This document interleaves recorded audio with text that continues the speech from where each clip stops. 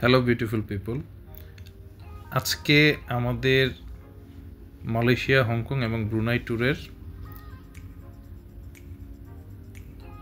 সব কিছু আপনাদের সাথে শেয়ার করব। প্রথমেই আমরা খুব ছোট পরিসরে লাগেজটা গুছিয়ে নেব। কিছু ডলার, এবং ডলারের পরিমাণটা যেন অবশ্যই 2000-এর উপরে হয়। তো আমরা $3000 নিয়েছি, এবং লাগেজে খুব অল্প পরিমাণ জামা কাপড়, কিছু প্রয়োজনীয় জিনিস এবং সব কিছু গুছিয়ে আমরা এয়ারপোর্টের উদ্দেশ্যে রওনা দিব এখন। তো দেখতেই পাচ্ছেন আমাদের পাশে একটা সিএনজি দাঁড়িয়ে আছে। আমরা সিএনজি চালকের সাথে কথা বলবো। অবশ্যই সিএনজিতে ওঠার আগে দেখে নেবেন যে সিএনজির যে চালক সে সত্যিকারের চালক কিনা, কারণ এখন বর্তমান যে পরিস্থিতি তাতে দেশের পরিস্থিতি অনুযায়ী আসলে ডাল মে কুচ কালা হ্যায়। তো যাই হোক, সিএনজি আমরা ভাড়া ফিক্সড করলাম। সিএনজি ভাড়া আমরা ধোলাইপাড় থেকে 520 টাকায় আমরা নিলাম। তো কিছুক্ষণের মধ্যে আমরা এয়ারপোর্টে চলে যাব, এয়ারপোর্টের উদ্দেশ্যে আমরা রওনা দিব। তো দেখলাম যে সিএনজির প্রথমে সিটের মধ্যে কিছু ধুলাবালি ছিল। সিএনজি ভদ্রলোককে বললাম, তো উনি সব কিছু পরিষ্কার করে দিল। এরপরে আমাদের যাত্রা শুরু হলো। তো আগেই একটা কথা বলে রাখি, আপনারা যেখান থেকেই বিমানবন্দরের উদ্দেশ্যে যাবেন, আপনাদের ফ্লাইট শিডিউল অনুযায়ী অবশ্যই রাস্তার জ্যামের কথা চিন্তা করে আপনারা রওনা দিবেন, যাতে করে কোনো ভোগান্তিতে আপনাদের পড়তে না হয়, বিমান যেন আপনাদেরকে রেখে না চলে যায়। আপনারা এখন দেখতে পাচ্ছেন যে আমরা জ্যামে বসে আছি। অলমোস্ট ধোলাইপাড় থেকে এয়ারপোর্টে আমাদের যাত্রা শুরু হয়েছে, অনেকক্ষণ হয়ে গেল। তো আমরা জ্যামের মধ্যে আছি। তো সিএনজি আবার চলে যাওয়ার মোটামুটি অনেকক্ষণ আসার পরে আমরা এয়ারপোর্টের কাছাকাছি চলে আসছি। এখন আমরা এয়ারপোর্টে উঠতেছি। তো এয়ারপোর্টে আমরা চলে আসছি। এখন আমরা নামবো। সিএনজি ভাড়া দিয়ে আমাদের সব কিছু কাগজপত্র সব কিছু বের করব।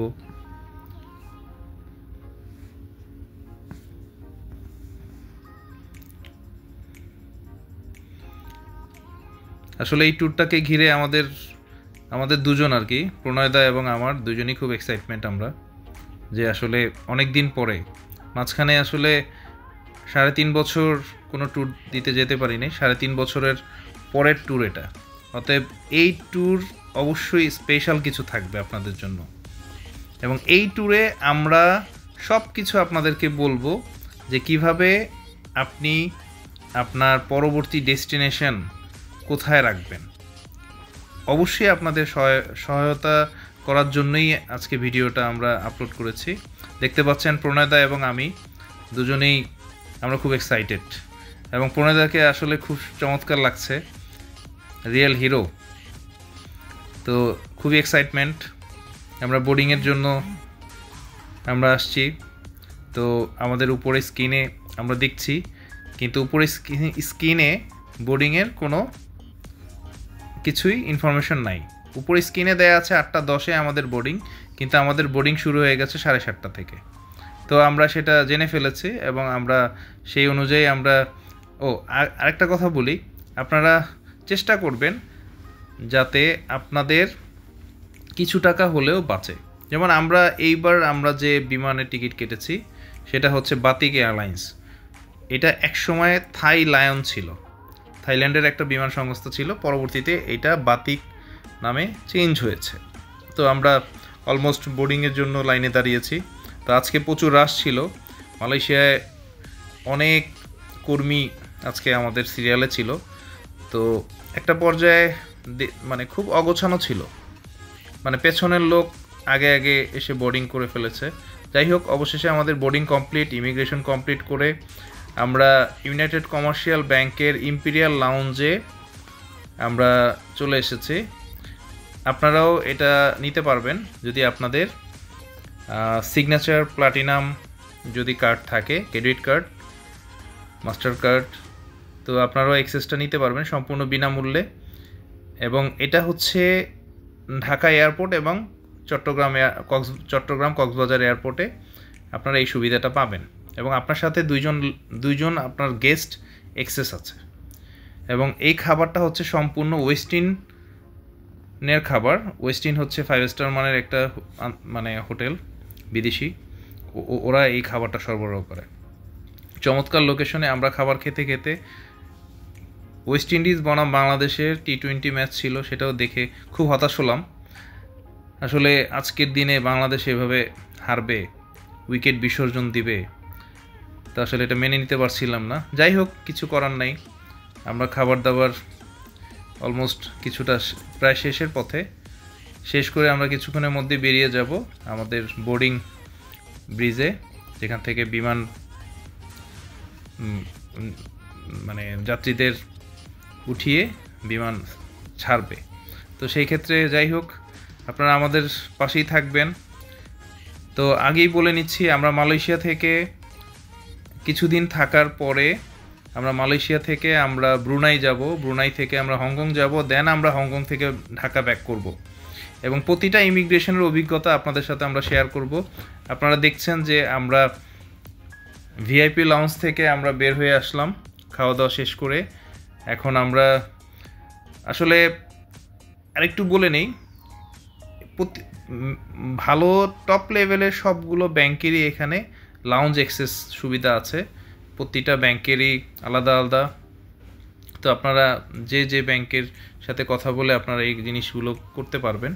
তো যাই হোক, দেখতে পাচ্ছেন বাতিক এয়ার, অলমোস্ট আমরা বোর্ডিং ব্রিজে চলে আসছি। তো বাতিক এয়ারের আমাদের জন্য ওয়েট করতেছে প্রত্যেকটা যাত্রীর জন্য। একজন যাত্রীও যাতে ওনারা রেখে না যায়, কিছুক্ষণ পর পর তারা অ্যানাউন্স করছে বিভিন্ন যাত্রীর নাম ধরে। তো দেখতে পাচ্ছেন আমরা এখন বিমানে উঠব। খুব সিম্পলভাবে আমরা আজকে যাচ্ছি।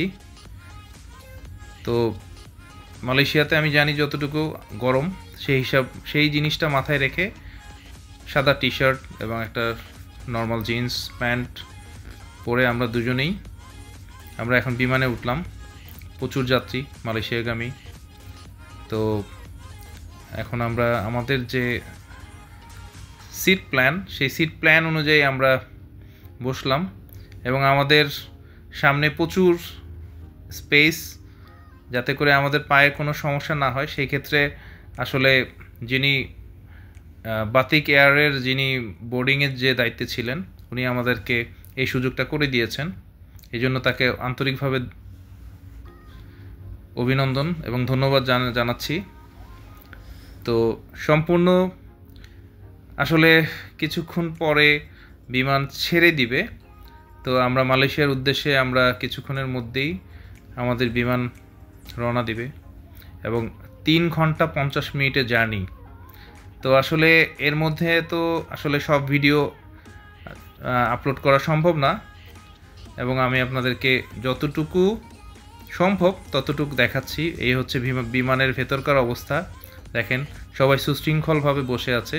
মনে হচ্ছে যে আসলে বাংলাদেশের মানুষ সবাই অনেক ভদ্র। কিন্তু তার মধ্যেও আসলে বাংলাদেশের মানুষ আসলে তার মধ্যেও কিছু বোকামি করে। যেমন এক ভদ্রলোক তার একটা ব্যাগ রেখে উনি জানেই না যে সে ব্যাগ ফেলে আসছে, তার হাতের ব্যাগ, তার পাসপোর্ট। তারপরও এই এয়ারলাইন্সের যে ভদ্রলোক আছেন, উনি আবার সেই ব্যাগটা উনি অ্যানাউন্স করে তাকে খুঁজে তার হাতে পৌঁছিয়ে দিয়েছে। এই জিনিসটা আসলে খুব ভালো লেগেছে। দেখেন, আমরা এখন বসছি, আমাদের ফটো সেশন চলছে। হ্যাঁ, আমরা দুইজন, প্রণয়দা এবং খুব হাস্যোজ্জ্বল চেহারা। ঠিক আছে, আজকে প্রণয়দার বার্থডে ছিল। তো আসলে বার্থডে আসলে বিমানে আমরা উইশ করলাম। তো প্রণয়দাকে অনেক সুন্দর লাগছিল, ওনার হাতের ঘড়ি এবং ওনার সম্পূর্ণ তার যে গেট আপ ছিল সেটা অসাধারণ ছিল। আপনারা দেখতে পাচ্ছেন আমরা আসলে 3 ঘন্টা 50 মিনিট জার্নি করার পরে আমাদের বিমান ল্যান্ডিং হলো কেএলআই ইন্টারন্যাশনাল এয়ারপোর্টে কুয়ালালামপুর মালয়েশিয়াতে। বিমান খুব সুন্দরভাবে আসলো। এরপরে আমরা ইমিগ্রেশন শেষ করি। ইমিগ্রেশনে প্রচুর লম্বা লাইন ছিল এবং প্রচুর রাশ ছিল, এবং এশিয়ান পাসপোর্ট, বাংলাদেশি পাসপোর্টদের খুব রেস্ট্রিকশন ছিল। যাই হোক, সব কিছু ওভারকাম করে আমরা ইমিগ্রেশন পার হয়ে আমরা মেট্রোতে চড়ে আমরা সব কিছু শেষ করে আমরা এখন বেরিয়ে যাব। তো দেখতেই পাচ্ছেন আমাদের হ্যান্ড লাগেজ, আমাদের